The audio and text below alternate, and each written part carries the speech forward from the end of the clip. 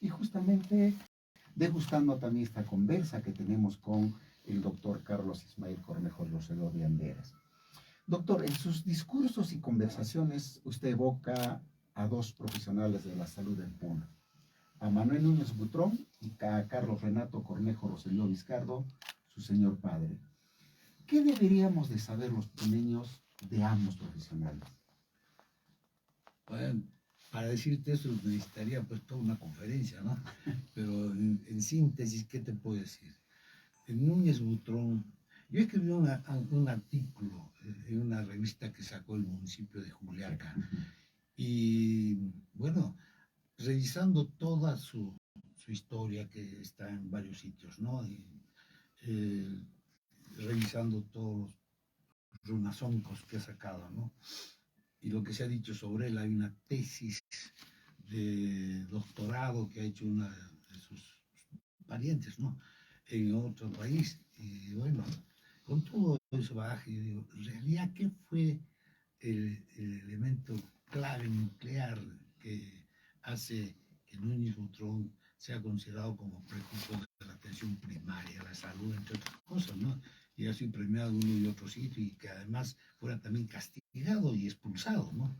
Por la autoridad, obviamente, del nivel central, no lo consideraron que era, pues, su vida y su ejemplo y su trabajo era peligroso para el latifundismo, el terrateniente, etc., ¿no?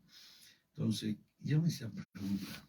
Yo creo que ahí hay un elemento central, que es cómo se comunican, ¿no? Personas que son mestizas, que se han educado en Europa, que tienen como disciplina de su pensamiento científico, ¿no? La salud y la enfermedad desde una perspectiva occidental, con personas que tienen otra cosmovisión, son quechuas, que tienen otra idea de cómo y por qué uno existe y cómo se puede comunicar. Entonces ahí busqué yo la ética en el discurso. Y cuando estudiaba mi doctorado, para mi suerte, me tocó en el seminario de ética que hicimos durante 4 meses, ¿no? 3 horas un día lunes y 3 horas un día miércoles, durante 5 meses, con la profesora Teresa Rieta, y me tocó a mí estudiar Jürgen Habermas, ¿no es cierto? Me tocó estudiar eso, la acción comunicativa. Entonces, pensando eso, asocié y dije, probablemente Núñez Butrón lo que hizo fue una acción comunicativa. No es que utilizó a los digamos, hueseros o hechiceros o lo que sea, ¿no? Los chamanes, okay. Los chamanes en el norte, no los de acá, ¿no? No, sí se pusieron ahí, pero no fue el elemento central, ¿no? Esa es la tesis de David Sánchez, que utilizó a los de medicina nativa, pero no la tradicional andina ya. No es así. Entonces, y la acción comunicativa no es la acción, digamos, técnica e instrumental, ni tampoco es la acción comunicativa estratégica, sino es cómo nuestros planes de acción, nuestras maneras de entender el mundo, ¿no? Se comunican racionalmente, objetivamente, para entenderse y funcionar ambos planes, ¿no? Ese es el discurso donde al hablar estoy haciendo algo. Eso lo llaman técnicamente el ilocucionario, ¿no? No es locucionario a secas, que es describir cosas, ni el peor locucionario, que es que yo te obligo a hacer algo a ti. El ilocucionario es el que al decir algo estoy haciendo algo, ¿no? Entonces significa que uno es veraz. Y entonces hay una cosa importante, ¿no? Newton fue veraz, fue sincero, honesto. Lo que hablaba decía, pues. Lo que decía, hablaba, perdón, y actuaba. ¿No? Entonces yo creo que eso es lo distintivo, y eso es lo que se ha desmoronado en el hablar de médicos, enfermeras, ¿no? Y etcétera, porque hablamos técnicamente o estratégicamente, nunca nos ponemos de acuerdo comunicativamente, ¿no? Eso es. Y de mi padre, lo que voy a traer. Antes de llegar al tema de su padre, permítame insistir, doctor, en esta pregunta, ¿no? Para el análisis de la obra de Manuel Núñez Butrón, usted recurre, como ya decíamos, a científicos sociales como Alex Honnold, a Habermas, bajo la teoría de la acción comunicativa. Nos está explicando qué es lo que ha ido encontrando. ¿Por qué tendríamos que los puneños o quienes estemos interesados a hacer análisis de este tipo de obras poner bajo la lupa de estos científicos sociales, y no solamente de estos, sino de otros? Sí, porque cuando hablamos de ética, hay una corriente que es, digamos, las que viene desde Aristóteles, etcétera, que el tema es universal, ¿no? Corresponde a la naturaleza humana. Es por eso, ¿no es cierto? Y porque se evidencia en lo que yo desde niño he visto, ¿no? Cuando estaba acá casi 5 años como director regional de salud en la década, en el último quinquenio de 1980 del siglo pasado, ¿no? Ya, eso. Y porque además hay otro filósofo también, ¿no? Que habla de la ética de la representatividad en términos del respeto por el otro, ¿no? Somos ambos representativos de algo. Entonces, la diferencia para mí está en que la ética en el discurso de Habermas se basa en el entendimiento racional entre dos modos de vida ya, con dos cosmovisiones diferentes. Y lo que te estoy diciendo ahora de la representatividad se basa en el comprender. O sea, entender y comprender un hecho no es exactamente lo mismo. Entiendes racionalmente cuando sabes las causas de lo que sucede, por qué sucede. Y comprendes, ¿no? Para respetar al otro, ¿por qué? Porque hay un sentimiento, ya no es lógico, racional, sino hay un sentimiento de compromiso, de afecto, de cariño, de amor. Yo a veces a mis señoras no le entiendo, pues, porque hace cosas que irracionales, pero sí yo la comprendo tanto porque la amo, ¿no? Entonces, esa es la diferencia, ¿ya? Entonces, probablemente Núñez Butrón también usó eso de comprender, no solo entender, ¿no? Entonces el tema no solo es lo que acaba de decir, es que se necesita muchos insumos, muchos recursos para hacer no solamente el tipo de análisis que tenemos, sino las que se pueden ir haciendo acudiendo a este tipo de científicos sociales. Pero ahora vayamos al tema de su padre. En síntesis, ¿qué te puedo decir? A ver, ¿qué es su inmensidad, de su amor y su entrega a Puno en general, ¿no? No solo como saludista, sino también como un, digamos, observador e interpretador, y haber puesto en escena, ¿no? Aquello que Puno y Lima y todo el país tenían en la trastienda de su historia, ¿no? Cómo rescató, digamos, el carnaval de Arapa para hacerlo tan, digamos, demostrativo de lo que es la vida de una población. Como Mario Machutuso, etcétera, ese es su amor a Puno, ¿no? Eso fue, y obviamente fue un año fuera de Puno y se murió, ¿no? Es la ausencia de Puno para mi padre, ¿no? Y junto ese amor, ¿cómo se reflejó? Con una energía, con un carácter extraordinario, ¿no? Es decir, con un temperamento de hacer las cosas como yo nunca jamás he visto a nadie, ¿ya? Y enfrentarse a quienes se oponen a eso con energía, carácter, temperamento, ¿no?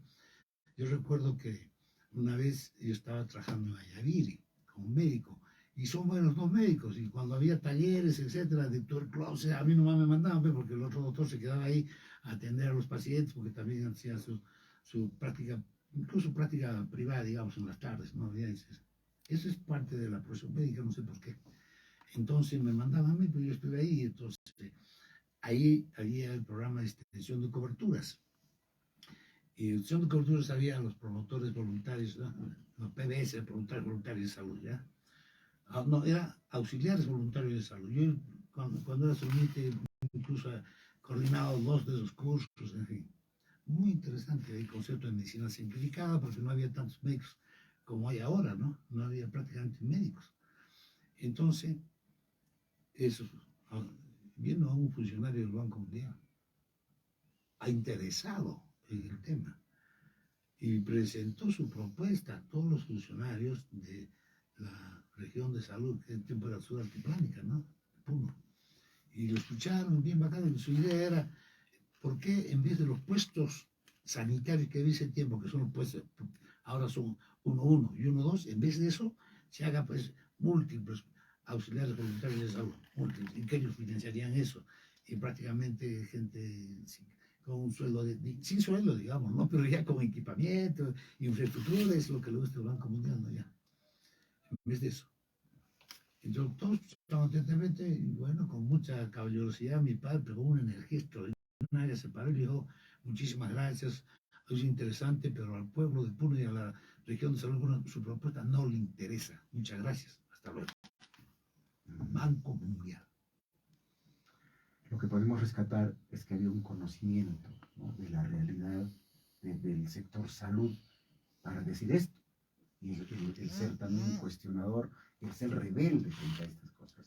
Por supuesto, es decir, decirle no a una propuesta del Banco Mundial, bueno, no lo hace cualquiera. Ahorita viene la gente del Banco Mundial y bueno, le ves a los pantalones, le ves no, se inclina reverente porque son las autoridades, ¿no? Incluso un amigo que ha sido dirigente de la FUA cuando eran estudiantes universitarios, ya estaba trabajando yo en 1993 como director de salud de personas en el ministerio, y viene habiendo sido un dirigente, pues, digamos, vanguardia revolucionaria, marxista, leninista, maoísta, no tanto maoísta, era más leninista. Ya me dice, Ismael, mira este libro, El invertir en salud del Banco Mundial, donde prácticamente se enfoca en cómo hacer más eficiente el sistema y hacer mejor uso de los recursos, fortaleciendo el aseguramiento y la inversión privada en salud, ¿no? Ese es fondo, lo que plantea el Banco Mundial, como cualquier banco quiere hacer rentable todo. Los bancos son así, tienen que ganar plata, no es otra cosa. Ya. Entonces, mira, la nueva Biblia de la salud pública, ¿no? Dice eso, güey. Ya me quedé patitioso, ¿no?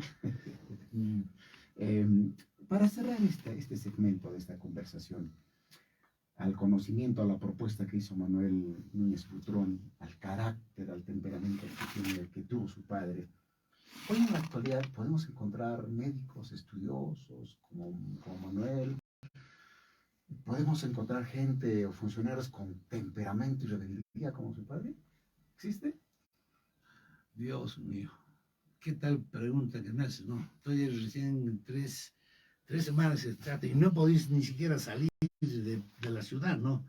Yo pienso hacer talleres en Sani, en Mausani, en todos sitios, ¿no? De un día, 2 días para construir lo que voy a proponer como la salud en Puno 2023-2026, y ahí espero yo trabajar cara a cara con los médicos, enfermeros, obstetras, cirujanos dentistas, etc. Y yo espero encontrar. Y si no encontramos, tendremos que empezar a construirlo, ¿no? A construir. Son las 9 de la mañana con 15 minutos. Estamos conversando con el doctor Carlos Ismael Cornejo Rosselló de Anderas. El tema que nos convoca es del concepto a la palabra. Doctor, usted acuñó 3 conceptos, ¿no? El ser puneño, el puneñismo y la puneñidad. ¿Qué significan estas palabras? ¿Cómo debemos interiorizarlas y hacerlas prácticas? Sí, pues eso fue ahí por el año 1995-96, ¿no? Cuando con el grupo de amigos de adolescencia, etcétera, hicimos el movimiento cívico Puro Puno, ¿no? Hay que hacer una propuesta, y una propuesta para el municipio era eso. El puneñismo es, como lo concebimos, es cómo reflejamos nuestro ser andino, no andino, ser altiplánico, ¿no?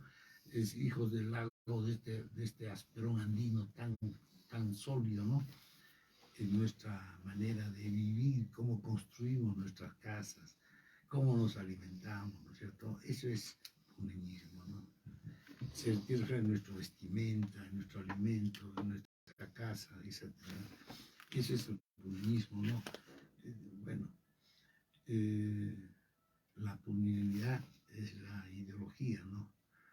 Es la ideología, cómo es el puneño en su pensamiento político, en su pensamiento económico, social, cultural, ¿no? Ese es, ¿no? ¿Cuál es su horizonte de vida? ¿Qué espera? Y el ser puneño es lo ontológico, su relación con los seres que están más allá, su pensamiento espiritual, ¿no? Cómo reacciona frente a la enfermedad, reza, no reza, qué reza, etc. Ese es el ser punense, lo ontológico, lo ideológico y lo instrumental, digamos, ¿no? ¿Cómo hacer acción de estos conceptos, doctor? Bueno, estoy pensando mucho en ese tema. Voy a hacer grupos de trabajo en la dirección regional con algunos, porque vamos a intentar encuadrarnos en este esquema con las cosas que vamos haciendo, ¿no? No va a ser sencillo, pero obviamente nada en la vida que sea importante es sencillo, ¿no? Pero lo voy a intentar, ¿ya? Voy a ver, todavía no tengo una respuesta concreta, Jaime, cómo va a ser, pero en todo caso, yo durante el tiempo que esté acá voy a intentar construir estos conceptos desde la salud y desde las profesiones de la salud acá, ¿no? Pero sí podemos encontrar algunos rasgos, por ejemplo, esto de ser punén, en la coyuntura actual y social que vivimos. Las reacciones, por ejemplo, de los aymaras y los quechuas son distintas de algunos otros grupos culturales, doctor. O sea, hay rasgos en la cual podemos decir, ese es ser punén. Quizás su rebeldía y su enojo, ¿no? Que no es en otros sitios, su rebeldía y enojo nace de adentro, no está impuesto por una autoridad, una ideología, ¿no? Eso me parece, es una primera lectura que puedo hacer de esto, ¿no? Pero en fin, es decir, que hemos estado pues postergados no solo 400 años, 500 años, toda la colonia y seguimos postergados, ¿no? Eso es. En esta coyuntura también hay frases, hay palabras que circulan, se utilizan en todos los ámbitos, en la radio, en la televisión, en las redes sociales. Por ejemplo, se dice, los del interior del país, ¿no? ¿Quiénes son los del interior del país? ¿Qué connotación tienen estas palabras? Bueno, para mí es una connotación peyorativa, ¿no? Nos dicen los del interior, o sea, bueno, pues los que estamos en la trastienda, ¿no? Los que no somos significativos, en todo caso, los que no importan mucho, ¿no? Y bueno, cualquier cosa puede pasar con ellos, que no están en el interior, eso no nos toca a nosotros, ¿no? Entonces, yo dije ahora a una funcionaria del nivel central que si hay un interior, obviamente tiene que haber un exterior, que explique quién es el exterior de este país, no es seria. Si los limeños son exterior, entonces ya no son Perú, porque es la parte de afuera, ¿no? No es la parte de adentro. En todo caso, si lo tomamos de una perspectiva, digamos, biológica, el interior es nuestro cuerpo, nuestro interior, nuestro corazón, nuestro cerebro, todo lo que piensa, ¿no? Y afuera, ¿qué es? El exterior, ¿cuál es? Nuestra cara, que no. Entonces, la piel, y bueno, ¿no? De manera tal que eso es cuestionable, ¿no? Y así lo hemos entendido nosotros, y bueno, y nos tratan así. Y eso hay que, digamos, contenerlo, ¿no? ¿Conduce esto a la discriminación? Por supuesto, eso nos están discriminando, ¿ve? Nos están, y de una manera, y ayer también lo dije, ayer sábado estábamos trabajando con mi equipo, con el equipo que tiene la Dirección para Emergencias y Desastres, no estamos todos ahí, hemos trabajado de las 9 hasta el mediodía, hemos estado tranquilos y hemos tomado algunas decisiones, y bueno, lo que se ha trabajado ahí es decir, hemos pedido al Ministerio de Salud la semana, después a los 2 días de lo que pasó en Juliaca el 9 de enero, o sea, el 11 ya hemos hecho para, digamos, tener insumos y equipos que corresponden. Ahorita tenemos en uso prestados para tener banco de sangre como corresponde, ¿no? Y hemos pedido. Y hasta ahora nos dicen que no tienen, que eso no es competencia del banco, ¿no? Pero nos han mandado lo que nosotros no hemos pedido. Pues así nos tratan, ¿no? Nos mandan la decisión que toman en el Ministerio de Salud, la toman ellos. Ellos dicen, necesita esto, y le dan.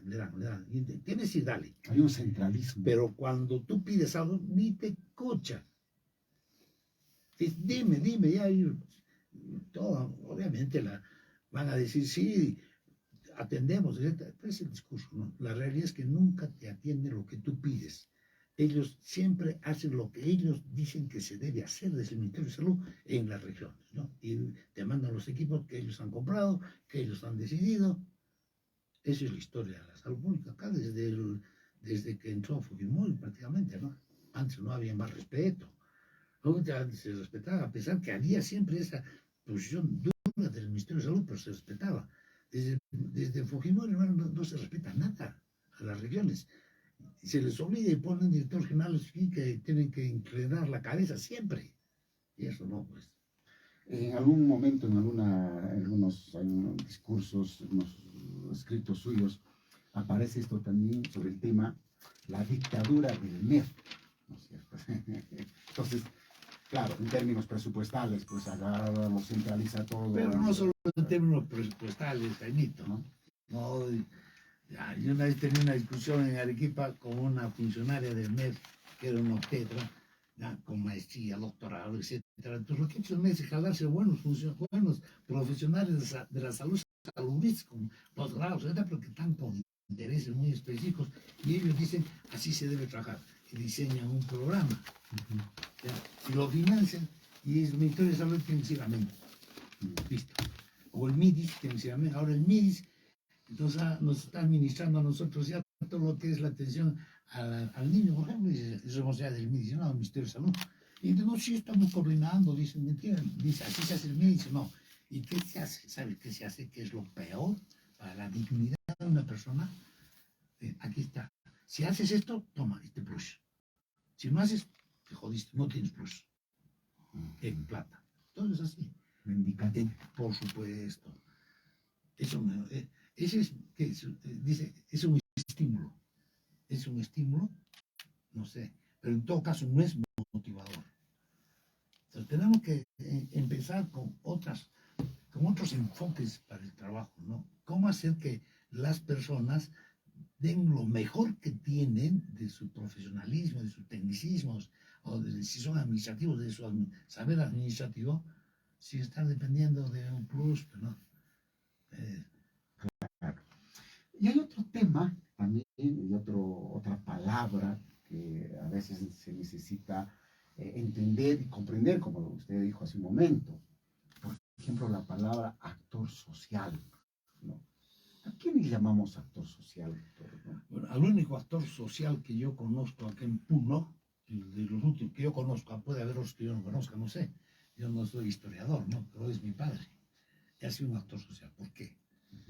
Porque cuando bailamos en la PAFIC, lo que él ha construido, los otros decían, mira aquellos, ¿quiénes son? Ah, son de la PAFIC, ¿no? Ya, teníamos nuestro propio espacio. O sea, hemos construido un espacio en el cual nos movilizamos como nosotros consideramos, como nosotros queremos, como nosotros somos lo que somos, ¿ya? Así, dentro de un sistema que no nos soporta, sin ir contra el sistema. Ese es el actor social.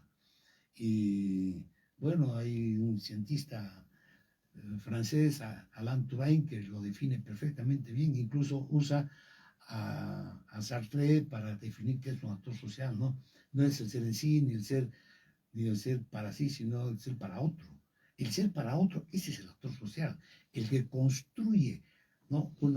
Su propia identidad, pero ya no desde una perspectiva ideológica social, sino desde una perspectiva cultural, ¿no? Y sin oponerse al sistema, tiene su propia autonomía dentro del sistema. Ese es el actor social. No son pues las autoridades, ¿no? Las autoridades son que hacen es obedecer nada más. Obedecer y mandar, ¿no? Entonces, ¿cuál es la diferencia central entre autoridad y actor social? La diferencia está pues que el actor social crea espacios distintivos, crea espacios, digamos, donde se diferencia cualitativamente de otros, ¿no? Y esa es su perspectiva cultural. Por eso digo que el actor social más importante que ha tenido Puno es mi padre, pues, porque ha construido un espacio así. Pero ahora ese espacio ya se está pudriendo, ¿no? Por el espectáculo. Autoridades hay cantidad. Autoridades hay cantidad. Claro que sí. Amigos, son las 9 de la mañana con 27 minutos. Estamos conversando con Carlos Ismael Cornejo Rosselló de Anderas, él es director regional de salud en Puno, pero solo no es el tema que estamos tocando, sino otras que ayudan a entender algunos conceptos que por ahí no lo tenemos muy bien claros. Ese es el propósito de esta conversación. Y hay otro tema, doctor, que en la coyuntura y en cualquier escenario se usa estas palabras, complejo y complicado. ¿Qué es lo complejo y qué es lo complicado?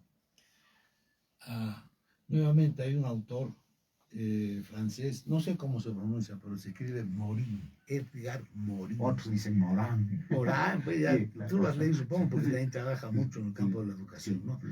Y yo tengo sus 6 tomos que se llama El Método, ¿no? Entonces tiene incluso el tomo 6 es sobre la ética postmoderna, que es extraordinario eso, ¿no? Entonces, él plantea el tema de la complejidad, ¿no?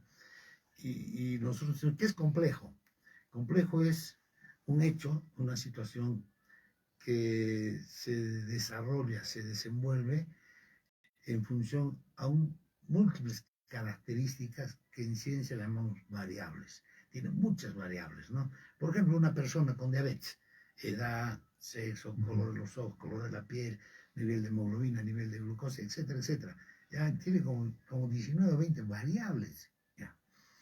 Entonces, mientras más variables tienes, más complejo es. Mientras menos variables tienes, menos complejo. ¿Ya? Entonces, más complejo aún es cuando la relación entre esas variables no son de causa a efecto, sino son inciertas. No sabes cuál es causa ni cuál efecto, entonces incertidumbre. Entonces, ese es, no. Por ejemplo, un fenómeno hipercomplejo podría ser, digamos, el principio de Heisenberg, ¿no? Que no puedes al mismo tiempo ver la posición y la velocidad de una partícula subatómica. Pero son dos variables nomás, dos variables nomás. No es de 19 variables que hay una persona con diabetes. Entonces, más complejo, hipercomplejo es la persona con diabetes, que es el fenómeno subatómico. ¿Ya? Entonces, y más complejo todavía es cuando estas variables no siempre son constantes, sino que desaparecen, a veces se ponen más, digamos, más virulentas o agresivas, como decimos, ¿no es cierto? Lo que pasa también una persona con diabetes, ¿ya? Eso es un fenómeno muy complejo. Y bueno, y hay que saber entenderlo y saber comprenderlo y las dos cosas, ¿no? Para que se resuelva y tenga una vida activa, una vida alegre, contenta esa persona con diabetes, ¿no? ¿Cuándo se complica? Cuando en esas variables interviene otro elemento, es el miedo, la cólera, la ira, entonces se complicó todo. Las emociones Lo negativas. complejo se complicó porque esas emociones desestabilizan, ¿no? Desestabilizan todo. ¿No? Entonces, yo lo que le he dicho a la ministra de Salud ayer, que aquí estamos en un fenómeno muy complejo, que se ha complicado porque está lleno de cólera, ¿no? Lleno de ira, de enojo. Ya no se puede ya racionalmente comunicar, ¿no? Amigos, son las 9 de la mañana con 30 minutos. Vamos a abusar del tiempo, vamos a tener una conversa más, aprovechando bueno, la presencia suya también sobre este y otros temas más. Amigos, para quienes nos están recién conectando con la radio, estamos conversando con el doctor Carlos Ismael Cornejo Roselio de Anderas. El tema que nos convoca es del concepto a la palabra.